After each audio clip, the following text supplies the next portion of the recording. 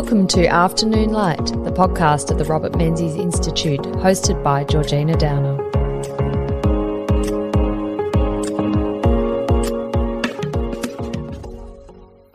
In May 2022, the coalition government lost to Labor, ending their 9 years in government. At the South Australian state election, the Liberal government lost power after just one term, and the Liberals didn't trouble the scorer at the Victorian state election and went even further backwards, really, into opposition.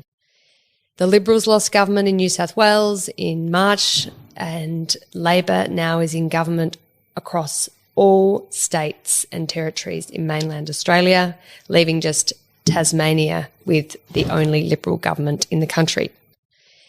This has led commentators to predict the collapse of the Liberal Party, or potentially its split into smaller groupings of more ideologically aligned people. In response to this crisis, I am joined by David Stevens, who is editor of a book on the future of liberal Australia, Dignity and Prosperity. Welcome to Afternoon Light, David. Thank you, Georgina. And I should just say, a bit of a conflict of interest here, of course. I did contribute a chapter to this book. It was an excellent chapter on Robert Menzies. Thank you. Commend you for it. And we can get to that later. But yes, it is a very fine publication, and you brought together 13 different contributors, including John Howard and Nick Minchin, Alexander Downer, Rod and David Kemp, Richard Alston, among others, and of course think tankers like Tom Switzer and John Roscombe. So it's a book full of ideas, and they're really thoughtful contributions from people who are incredibly experienced. What did inspire you to bring these people together to produce this book? Well, having been involved in liberalism since being on student campuses, being involved in the Young Liberals back in my day, it sort of reminded me when I was returning to Australia that the state of liberalism in Australia was very similar to the period in the 1980s, in the sense that there was a sense of despair that whilst we had been in office, so to speak, for a number of years and in many jurisdictions, there wasn't a great enthusiasm for what we had achieved in many years in office. And I felt, therefore, it was really important when we were going to head out of office, and I expected we were going to lose office, that you use the opposition period to reflect on what it is you believe in, what should you stand for, what are some of the ideas that we should start debating without the constrictures of government that, of course, limits your ability to explore things more generally. And therefore, I turned to, as you say, some of what I regard as thought leaders and some experienced change makers. And as Tony Abbott comments in his afterword, it's a bit like he called it what was so great about the Howard government book. And there's a reason why I put John Howard and Robert Menzies on the front cover, is because in my view, there have only been two great Australian prime ministers in peacetime anyway, and that Robert Menzies and John Howard. And therefore I thought, well, let's go back and look at what made for successful Liberal governments. And then that could be the basis of us to start discussing where we need to go forward from and the lessons to take into the future. It's a perennial discussion amongst Liberals. What does the party stand for? What is Australian liberalism? And there's always that drawing on Menzies' quotes from the early 40s where he says he deliberately called the Liberal Party, because it was supposed to be a progressive party, he didn't want it to be reactionary and didn't want to use the name conservative like the British Conservatives had. Thinking, and as you say, the Liberal Party's in opposition, so you've got this period now to really reflect on what it does stand for. Where have the authors largely landed when it comes to an articulation of the philosophy of the Liberal Party in 2023? Not the party in 1944 when it was founded, but in 2023, what's the essence of the Liberal Party's philosophy? Okay, well, before I go into where it is going, I think it's important, and I quote Sir Robert Menzies after he finished his period in office, and he said that the great issue to which liberalism must direct itself is socialism. And why do I refer back to that? Because I think in the situation we're in at the moment, and where so many people across the centre-right, so whether they call themselves conservatives, liberals, or even libertarians, is that they've lost out on the debates. Mm-hmm. So the country is heading towards a much more socialistic, group identity-based, neo-Marxist, cultural, collectivist style of policy. And therefore, I think, coming to your question then, what do all of the contributors say? They say, well, look, we actually need to go back to the founding principles of liberalism. So that is about the respect for the individual over the collective. It's, rights come with responsibilities. It's about the importance of private free enterprise as the basis for economic prosperity. And it's also about equal citizenship of all Australians. We've seen a lot through group identity politics, very much a diminishing of individuals having respect or dignity, as we refer to in the book, because basically the individual is being squashed by the collective, the broader socialist objective. And people often say, what's this socialist objective? And there's actually a lot more examples of socialism writ large in Australia today than you might think so. And 3 examples I can give just very recently in the last few months. And John Howard referred to this at the launch on the Gold Coast. He said, the seizure, effectively, and nationalisation of Calvary Hospital in the ACT is an astonishing piece of socialist engineering. The interventions in the gas markets to effectively try to control energy. Another example, Dan Andrews bringing back the SECV because he's decided, no, the government's going to be the main provider of power in this state through renewables. The rewarding of the union movement through not just favouritism that they've got in power, but by actually changing a whole series of laws to give them enhanced treatment under the law, to remove the cop from the construction industry. And now they want to introduce changes to make it harder and harder for independent contractors to even exist. And then the other example that we've got very obviously is this new thought police situation where, of course, the government is exempted and most of the left-wing views on things are going to be exempted. But anybody who challenges these positions, as they say, causes harm to a very wide range of people, can be censored and deplatformed. Now, to me, that's a very, very dangerous suite of a whole series of socialist engineered Marxist-based policies that are happening. So what do Liberals need to do? They need to reflect, well, what is it that they believe in? And then when they look at what they believe in every single case presented with those things, they'd say, well, no, we can't support that. But not only can you not support that, but what this book does is it talks about what are the principles, but what are some of the things we can do? Because I'm a great believer that liberalism is a force for good. It's a positive, optimistic agenda, as Sir Robert Menzies talked about. He talked about being progressive. And that's what liberals are ultimately about. They're not about stopping things and being reactionary. They're actually about building foundations for people to thrive, for prosper, flourishment. And that's what I think we've tried to do, is capture some suggestions about what are things we can do, what are some of the policies and ideas we need to be debating, to be putting in place to deal with the challenges the nation face, to reverse the move towards socialistic objectives, and then also develop a very positive outcome for the nation to make people want to vote for the Liberals and support liberalism, which I feel that many feel that they were let down over the last 9 years by what the government actually did, not necessarily by what it said it was going to do, but what it actually did or failed to do in many cases. Just listening to you speak then, David, it does occur to me how language changes. I mean, the concepts are the same. So you've described policies as being socialist, but the proponents of those policies wouldn't use that terminology anymore. Socialist sort of has a bit of a 1950s, actually Menzian flavour, the communists and the socialists. Socialism is no longer in the Labor Party's platform as far as I know, whereas it used to be in the 50s and 60s.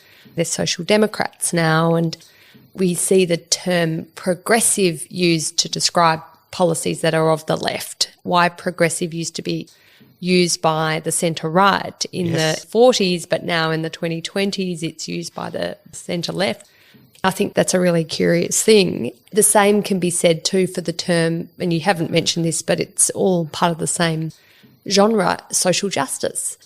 So Robert Menzies, in his first We Believe statement crafted in the 1950s for the 10-year anniversary of the founding of the Liberal Party, he talked about policies of social justice that his Liberals were pushing for. Now, again, on the centre-right these days, the use of the term social justice around the framing of policies, but things that are just and bring justice into society, that surely is a good thing, and it's a progressive thing, and it could be something that the centre-right supports. But yeah, the use of language is so sort of imbued with ideology and partisanship these days, and it's just amazing how terms are co-opted.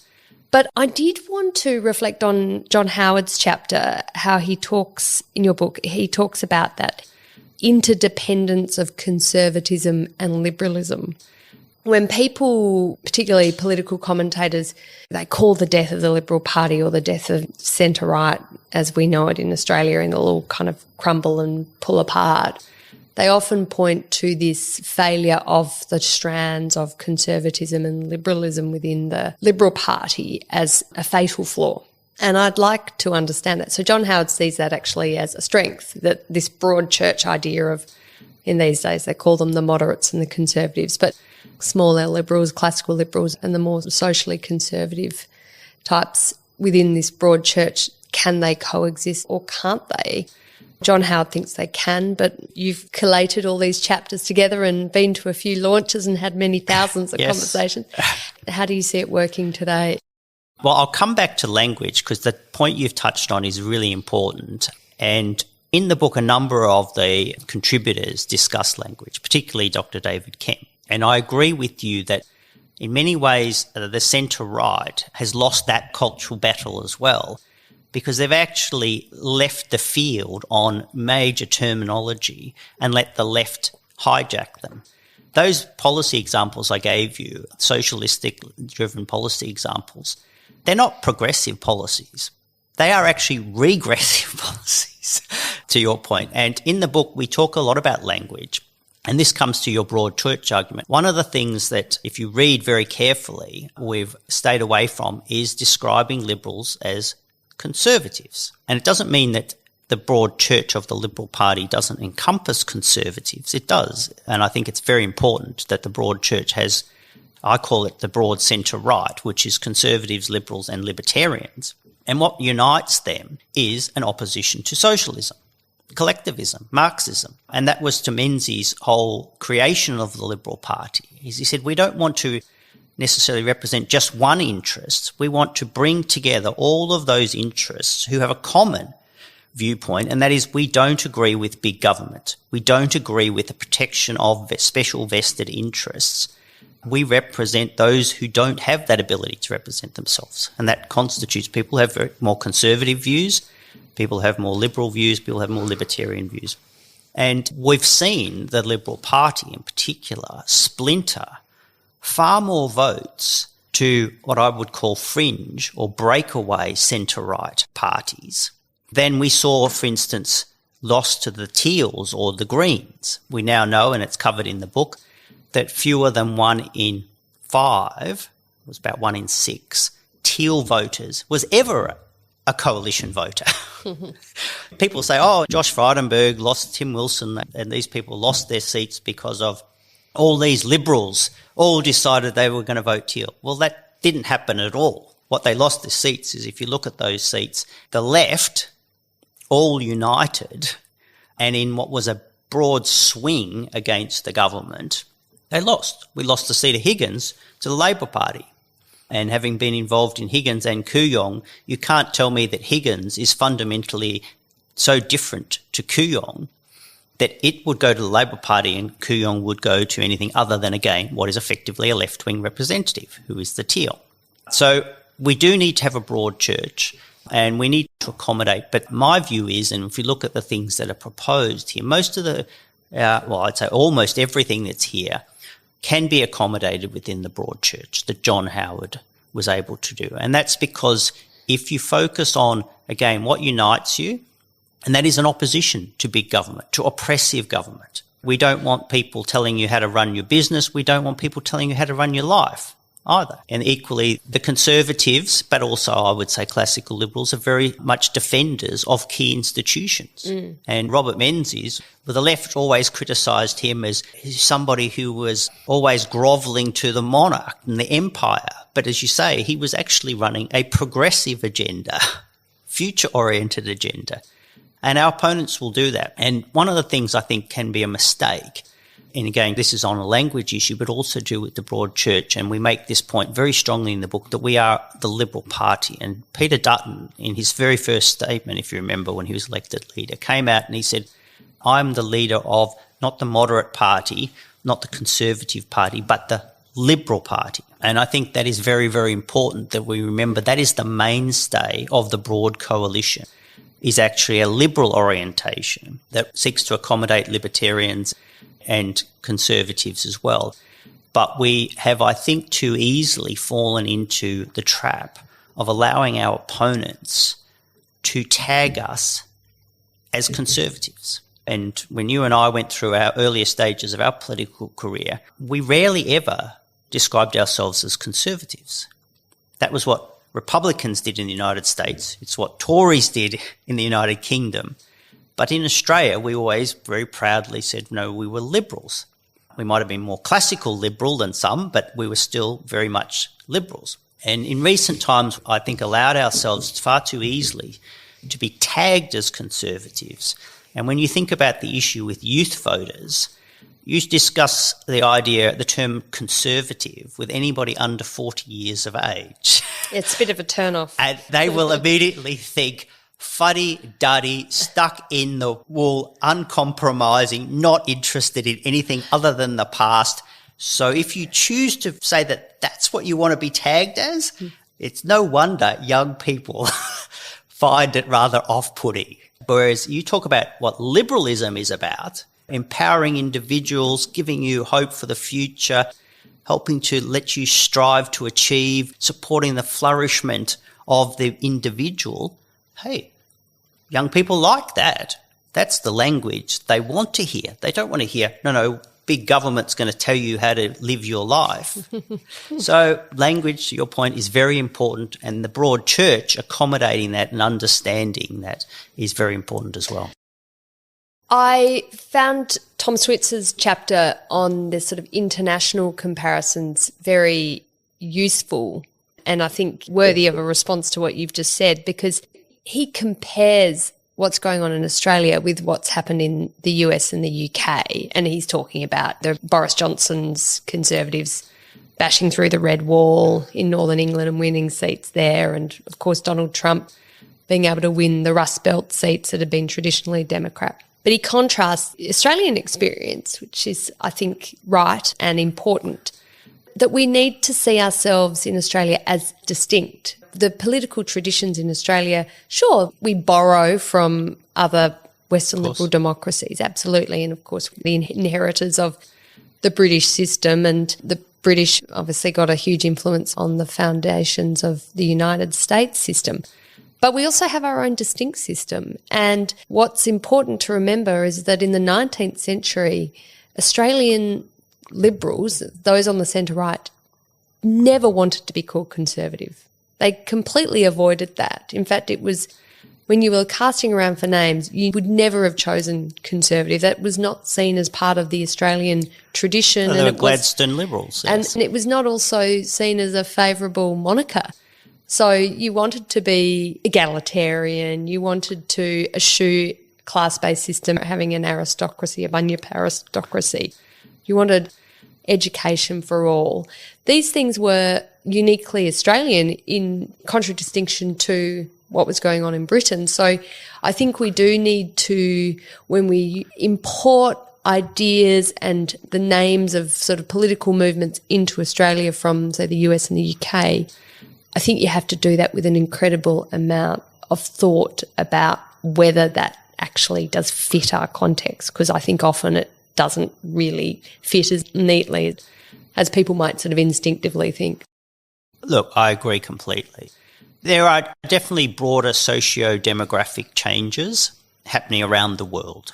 and I think Tom mentions those, and they're true. So it is undoubtedly the case, whether in the UK, Canada, Australia, or the US, that there's sort of new elite, if you like, the new class is very highly educated. They're very attached to government and work around government and extracting things from government. And it's a little bit different. The aspirational class, middle Australia today, is different to what it was 20 or 40 years ago. There's no doubt about that. But to your point, the challenges we have are not the same necessarily. That's a broad exception. But economically, what we deal with, we have not seen the collapse in real wages that happened in parts of the United States, the Rust Belt. We didn't see that. We haven't seen an open border. John Howard, and then again under Tony Abbott, made sure that we controlled our borders. And a lot of people in America and Britain now, because they're struggling to control their borders, and part of the Brexit vote was, of course, a sense that people had lost control of the borders as well, is that we've been able to do that. So Australia can maintain an immigration program, albeit probably it's going to be too large at the moment to sustain for long term, but we've been able to sustain immigration, support for immigration, on the basis that the government was in control of the borders. In the United States and Britain, it's out of control. So we don't have that issue. Again, we've never had that low-cost wage competition that both Britain had as part of the EU. You had all the Eastern Europeans who came along and would work very cheaply. That suppressed wages of the working class in Britain. And, of course, in the United States, all people crossing the border, the southern border, has also suppressed wages of working class. Wages in Australia, particularly under John Howard's period, the biggest increases were happening amongst the working class. Now, they were backed up by productivity and a flexible labour market, and those things happened. But our circumstances, to your point, are different. So therefore, we need to look at policies and prescriptions that are different. And the most blatant example, to your point, not only is in the past, the Republicans are red. Yeah, and the Democrats are blue. So if we really take it to one extreme, you see them all going around with red caps. And it's really odd when you see people in Australia walking around with red caps because you think they must be part of Socialist International. I found it quite interesting that the Spanish football team, they're known as the Reds, which I thought coming from Spain was quite interesting given their complicated past. You mentioned class. Now, Australians like to think we don't have a sort of sense of class here. That's a British thing. And we shrugged that off and became a really egalitarian society. But there are demographic divisions in Australia, the haves and the have-nots, the people who are highly educated versus people who have more basic skills, basic levels of education. In politics, traditionally, voters for the centre-right, so the Liberal Party, have been wealthier, owned their own homes and older. And voters for left-leaning parties, so Labor Party and the Greens, have tended to be what you'd call working class, so doing jobs that didn't tend to have tertiary education, lower skilled jobs, and they tended to be from poorer backgrounds and also from a younger demographic, I'd say particularly for sort of more like the Greens. Now, recent political trends and analysis of the recent Australian election would say that there have been some quite big shifts in voting allegiance. And I know that Tom Switzer's think tank, Centre for Independent Studies, has done some quite interesting analysis of voting trends among millennials and what that really trajectory would indicate for the fortunes of the centre-right, which is not great by the sounds of things. So can you tell me about this new class divide in Australia and what it means for the Liberal Party and I think politics more broadly? Yes, well, I think, and David Kemp in his chapter also analyses this issue as well as Tom, and Dan Wilde in his chapter also looks at part of it as well, particularly about the drivers of, for instance, the whole climate change debate. And it's clear now that tertiary education and income, which tend to be very closely aligned, are actually now more an indicator of a centre-left vote than a centre-right vote. And if we look at the seats, more than 3/4 of the poorest seats in the country are held by the coalition, and 3/4 of the richest seats in the country are held by Green Left Labor members. So which 50 years ago would have been completely the opposite, I presume. Yes, generally that would have. 50 years ago that would have. But, and this is where the overseas experience comes in, if you go and look at the UK or the US, you'll find something quite similar. The richest electorates in the United States, be they on the West Coast or the East Coast, in New York, they are the richest, most highly educated, they are the strongest Democrat voters, and some of the poorest parts of the country, the Mississippis, the Alabamas, these are now the most trenchant Republican voters in the United States. If we go to Britain, again, we saw that with the Midwest, went to the Tories, and the inner London votes for the Labor Party. So there clearly has been a very significant shift. Now, what does that mean for the political landscape for the centre-right? Well, I'm not discouraged, and I know most of the contributors come to the in-day, even though there are challenges. The inner urban elite, if you like, is a way of calling this new class. The problem that they have is that they exist within actually quite a small circle. So we're talking about business elites, the big businesses, we're talking about big tech, big government, big unions, big finance, all these people. Yes, they've been very highly educated now. You don't see too many members of the Labor Party who were train drivers anymore. You don't, or miners. Not too many Ben Chifleys anymore. Exactly. Yeah. But you do see ones who have had a pure political elitist career. They've gone to university, they've been involved in party activism, they've worked for a union, they've worked for a member of parliament, then they've gone on to either become a member of parliament themselves, or they work in, as John Howard, corporate affairs or something very closely related to government relations. So it's quite a small circle that they operate in. So from our point of view, if we're looking at the centre-right, that leaves a vast number of Australians who are not represented.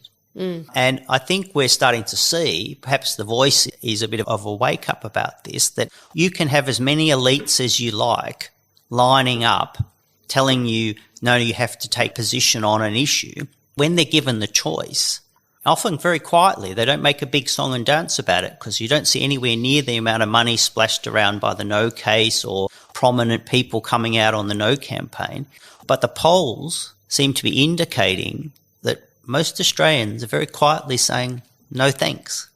And you saw the same with Brexit too, where the elites Brexit, there... we saw that with the Republic too. Yeah. With the Republic. Look at the seats. And to your point, some of those richest seats, I bet you the richest seats here in Melbourne, the most highly educated ones will vote yes. And some of the poorest will vote no. And David, what's the basis for that? What is it about being wealthier and more educated that makes you more inclined to vote left? I mean, is it because you have less concern about your economic issues, the real kind of cost of living issues that might maybe push you more to the centre-right? Or, I mean, is it virtue signalling? Well, there's definitely a lot of virtue signalling. Yeah. And look, there's a lot of discussion, including in your own chapter, on education. And John Roscombe's written about that as well. There is no doubt that nowadays tertiary education in particular is heavily left-oriented. We have cancelling right-wing speakers going on campuses. When I was at university, and certainly generations before that, campuses were a robust place for debate, often very, very physical debate. Now, no, you just get cancelled. You're not allowed to come on campus at all. And I think that's very sad because, as you mentioned as well, it's a closing of the mind. So the most highly educated people should have the most open minds, the most diverse viewpoints, the most tolerant perspective. But in many ways, that's not happened. Now, that's not going to be solved overnight, unfortunately. But the effect of that is that does lead to this capture, if you like, by urban elite who can earn lots of money. They are then also, by definition, and this is where, again, I come back to my point about the risks of socialism. We are in, at the moment, an era of big government. People say, oh, no, this is neoliberal capitalism thanks to Margaret Thatcher and Ronald Reagan. Well, it's not. The size of government now is vast, and it's much bigger than just the GDP numbers, which themselves have gone up dramatically since John Howard left office in 2007. The size of government spending is dramatically larger than it was. But the reach of government now is so much bigger than it used to be. So, David, one of the big challenges... And people live off that. Yes. One of the big challenges for the Liberal Party, as identified by your contributors, is how to attract young people to vote for the coalition, the Liberal Party or the National Party. And there is a lot, I think, in advocating policies that are about government getting out of your lives. And it's about getting ahead and seeing that the days ahead of you are going to be better than the days you're currently experiencing. And a lot of polling at the moment indicates that young people think that the best days for Australians were behind them, not ahead of them, which doesn't fill them with hope, of course. But what do you think are the best ideas you read and edited how to track the youth vote, or at least the vote of people under 35? Yeah. Well, look, I agree with you. And again, I think this is where education has become quite damaging and even dangerous by pushing a very leftist agenda. It is very negative. People think, quite wrongly in my view, that the planet is going to be coming to an end very soon. This apocalyptic view of climate, which is so pervasive through education from a very young age, leaves people thinking, oh, the future is so terrible. Look what we've done. Look what you've done.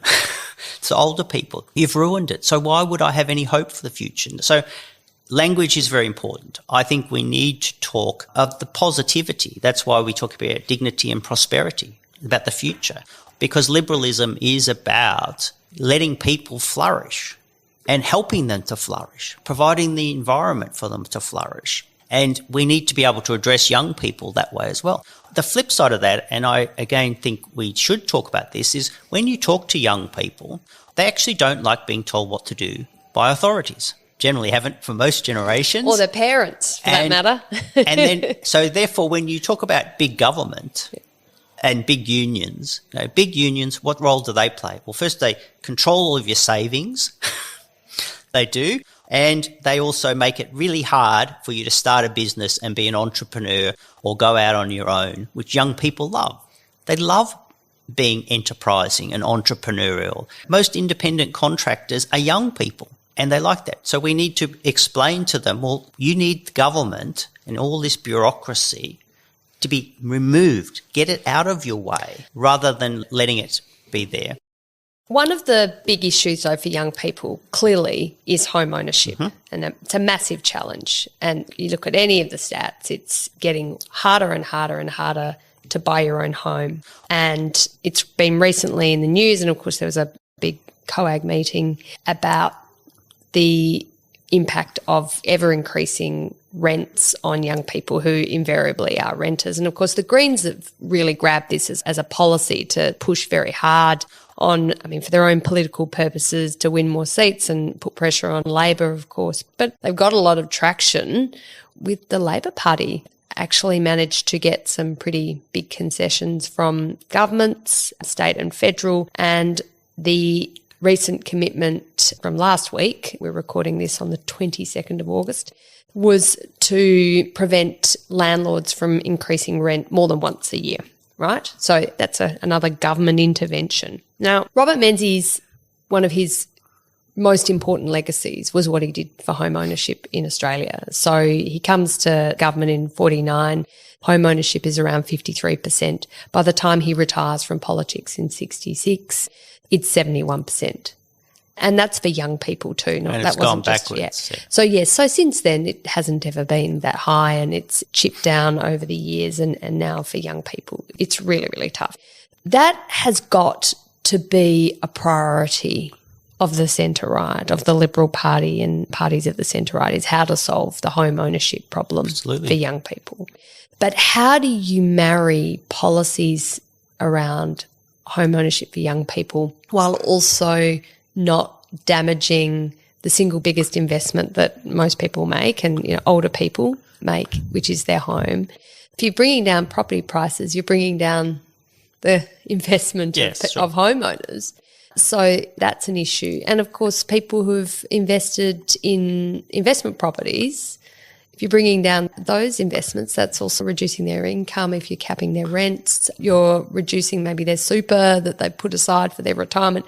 All these things are massive dilemmas for the centre-right to grapple with. Who's your constituency? You want to win more votes from young people, but you may introduce policies that will damage your core constituency, your base, who are older people. Yeah, no, and I understand that. The NIMBYism versus developer conundrum is very strong. But if we look at housing, which I agree with, where the government is going at the moment, this government, Albanese's government on housing, should scare the hell out of young people, because his proposals and his solutions, as even the Greens are trying to drag it further, is basically the government and big institutions like super funds and big corporates will own all of the property stock. All right? So we'll go to a continental European socialist model, which is people don't own their own homes. And just to butt in there, David, when we were talking about changing language, so it used to be called public housing, right? I know. Now they call it social. Now it's social housing or affordable housing, which, by the way, is just housing owned by the government that then they rent to you at a cheap rate. I agree. That's why I always call it government housing. It's important because that's really clever change in the terminology. You think, affordable housing, that's a great idea. The most affordable housing is when government gets out of the way and lets people build houses cheaply. That will be the most affordable, because I can tell you, if CFMEU takes control of building residential accommodation, which is what they want and which is what's behind this agenda, it will be not affordable because their cost of construction is almost twice what it is for private builders to build similar accommodation. So it's not going to be affordable. It's going to be extremely expensive, but it will meet their objectives, their political objectives, which will deny young people and deny Australians' ability to have housing. So what are some of the solutions? Well, I think the best policy Scott Morrison had was the one he left to the last, which was to allow people to use super to purchase. Now, that just provides an avenue to get some money, but the ultimate solutions are going to come by getting government to back off in the way it over-regulates, over-costs, over-complicates the ability to build in this country. There is no doubt the housing affordability problem, just like the energy one, these so-called crises, are the result of government. These are two marketplaces where the government intervenes well and truly beyond what is necessary to provide for minimum safety standards. They have screwed up both of those markets, and that's where, again, Liberals need to be making their point. The solution to these problems isn't more government. It's not more government interference, more government regulation, more government money. No, it's the opposite. We need to get out of the way. Let people, for instance, older people, who I think it's great to encourage them to stay in their homes. So things like providing home care and things for elderly people to stay in their homes is much better than moving them into residential accommodation. We all know it's a much cheaper option. It's also, I think, a more humane option for most people to stay in their houses. But the other thing you could do... But surely we want older people who live in a 5-bedroom house, say, in the suburbs, surely we want them downsizing. Well, that's what I'm going to get on to. Incentives to downsize must be there. Well, you can have incentives to downsize. The other incentive you can do, and again, this comes down to planning restrictions. Why not let people on their own homes, with their own homes, move to dual occupancy? Either divide their house in two or build something in the backyard that they can either rent out or they can sell off, but they still get to keep their precious home. Because a lot of old people, if you've been in the same house for 30 or 40 years, you feel very comfortable there. Of course. You know where everything is. Yeah. And yes, it may not be as whiz-bang and fancy as the newest, latest But I don't think version, anyone's arguing to kick people out of their homes. It's there are. There are moves to try to say that if you've got excess rooms, you have to move on. I would argue there should be incentives to downsize. That if you're the sort of line ball, you think, it might be a bit hard, and what about, all these sort of imposts, that there's actually an incentive to do so that then frees up bigger accommodation for Perhaps younger I would rather families. see it made it easier for people to better utilise the housing stock. As a right dual occupancy on sites would be a good way to start. Also, much freer in terms of release of new land. We definitely need no more land. The solution to housing for young people, for young families, isn't to put everybody in an apartment. Density is a solution, but it's not the solution. And it has to always be matched with the need that we release more land, because if we want more people, we need more houses. We need more houses means we need more land. Otherwise, we're only talking about an apartment-led solution, not a house-led solution. And I think it would be a very sad situation to get into where young families never have the opportunity to bring kids up with a backyard. I'm going to be a bit controversial here, David, and say that sounds a bit old-fashioned. I've lived in London and Tokyo and Washington, D.C., particularly Tokyo and London, massive metropolises. And living in an apartment as a family, and, we're not just talking like a tiny little flat. Apartments can be capacious, and making use of public green space, commons and the like, is pretty normal, and it's pretty okay too, by the way. People end up having pretty good childhoods that way. So I think we need to be a little less nostalgic in Australia and a bit more creative about how do we support families and young people to get into the property market and live their best lives without trying to harp back to a 1950s sort of quarter-acre block Australian idealised. I didn't say hark back. I said both are options. At the moment, we're only pursuing one, which is the apartment option. Well, maybe but given where jobs are and given transport connections, and we don't want people sitting on congested roads for hours and hours, maybe apartments and more of this sort of urban density actually delivers for there everyone. Will be no more Australian dream. Maybe the Australian dream, David, is a different dream. It's a different dream. That's why I like to provide people with choice. Let them decide if they want to have a house, if they want to live in an apartment. I'm not saying one or the other. Let them choose. I want to finish our discussion today, David, by hearing from you. So a coalition government or a Liberal government is elected a few years' time, maybe the next election, maybe a few elections down the track. What would be the main opportunities for reform for that government? And these, I guess, were areas that perhaps in the last 9 years were missed opportunities. Well, I think if we come to the second part of the heading, prosperity, I think everybody is pretty much of the view that the outlook in terms of economic prosperity for the nation is actually pretty poor at the moment. Yeah. And ultimately, you only will lift.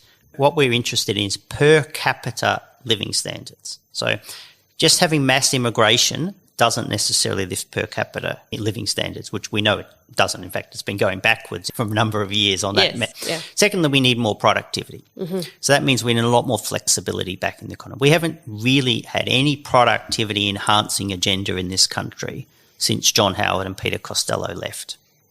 That was the last time we had a focus. And since then, we had productivity that was going at 2.5% to 3% a year. And now it's basically 0.5% to nil. The last quarter, it went backwards in the highest ever recorded. And this government has no interest. It talks about productivity, but when it gets a report about enhancing productivity from the Productivity Commission, it throws it in the bin and says, no, we're dumping the whole Productivity Commission and we're going to take over that and reconstitute it as a Labor-friendly body. So we need to look at micro-reform. We need to look at, again, things like regulation. The whole housing industry, that needs to be addressed. If you want to talk about incentives, I think it is going to be necessary for the federal government to put in place almost like a reconstruction of the national competition framework and looking at government regulation at state and local level, particularly for things like land use, to encourage much better use of land so we can have a lot better building, much more housing becoming available, a lot more choice and variety in housing as well. So we can have both affordable housing, as in private provided affordable housing, and also other options for people to do things like whether they subdivide their properties or expand or, as you say, go up. We need IR reform hasn't been addressed for a long time. We actually have the most regressive approach to industrial relations at the moment since the 1970s, and that's going to drive productivity through the floor. It is. We're going to see productivity fall, and that's going to put real pressure on wages, because wages, we know, can only sustainably increase if productivity goes up. So IR most definitely needs to be addressed as well. There is definitely an ability to look at tax reform, having worked with John Howard as his tax reform advisor.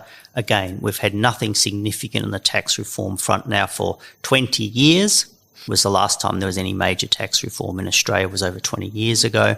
We need to do things in that area that are more pro-enterprise. I'd like to see rates of tax paid by small businesses cut dramatically to provide an incentive. And in the chapter that Hugh Morgan and I wrote, you look at actual small business as a percentage of the economy has fallen for the last 20 years. So we've got more big business and large business and way more government employment, but the percentage of the economy that now works in small business is actually going backwards. Small business formation is at a multi-generational low. Now that is not very good for the future of the nation, because we need young innovators, creative people, startups for the future to help renew the nation's future as well. So I think there's a lot we can do in those spaces. There's education reform. That'll be a long project. But again, the principles I see there is a lot more about choice and a less standardization across the nation. So a lot more flexibility, variability and choice in that system, and also allowing more parental involvement rather than bureaucrat control of the education system. Or just looking at the way our academic performance has fallen in comparison to similar OECD countries, a national embarrassment, and something's got to give. We really do have to address that for the sake of our children and for our nation's future. Absolutely. So and I think what you touch on is there we can see the results, even though they're trying to change the way the results are measured, so you can't compare them, which is rather retrograde. But there's a lot of discussion going on around about government spending. And I think we've lost sight of what the outcomes are that we're seeking. So all the focus is just pour more money in, spend more. We've spent more money under NDIS. We've spent more money on Indigenous affairs. We've spent more money on healthcare. We've spent more money, you name it, across the board, infrastructure. Sure. But are we getting better outcomes? So I think the whole of the government spending sphere is itself in need of a huge reform to refocus on KPIs and what are the outcomes. And again, if that means we need to take different approaches to spending in different areas and trial different methods, well, let's do that. Let's have some competitive federalism in the way government money is spent. Let the states spend money differently, and then we'll measure them and we'll compare them. And we'll say who's the best at getting the best outcomes with the money that we give them in health and education and whatever else. All for a bit of competitive federalism. Exactly. And I think in the way that states responded to COVID and the different outcomes for different state populations, you really saw competitive federalism at its best and its worst, yes, David. And sadly, Victoria failed that one badly. David Stevens, thank you so much for joining me today on Afternoon Light. It's been an absolute delight to discuss your edited book, Dignity in Prosperity. It's published this year and it's available on the Connor Court website, and we'll put that in the show notes. But thank you so much for such an enlivening, engaging discussion. Thank you, Georgina. It's been my pleasure.